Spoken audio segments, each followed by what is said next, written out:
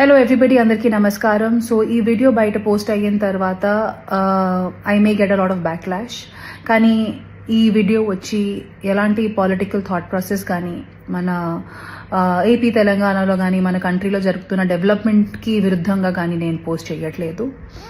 హెచ్సియూలో జరుగుతున్న పోరాటం గురించి అందరికీ తెలుసు. అండ్ అందరూ ఆల్ సోషల్ మీడియాలో ఆల్ ఐజ్ ఆన్ హెచ్సియూ అనే పోస్టులు కూడా పెడుతున్నారు.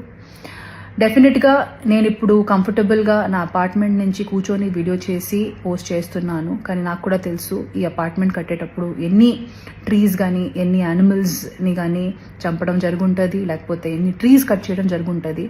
So it is very easy for me to sit and make this video and talk about what is right and what is wrong.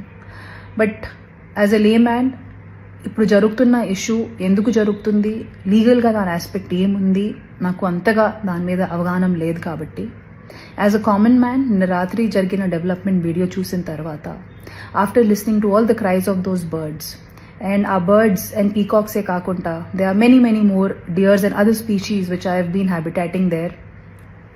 Maybe this is our chance to redeem hour selves.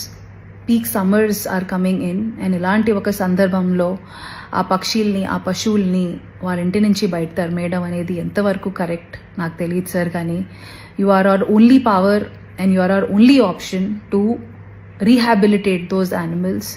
So please ఆ పక్షుల్ని కూడా దృష్టిలో పెట్టుకొని ఒక positive అప్రోచ్తో మీరు మీ next decisions తీసుకుంటారు అనేది మనస్ఫూర్తిగా కోరుకుంటున్నాము.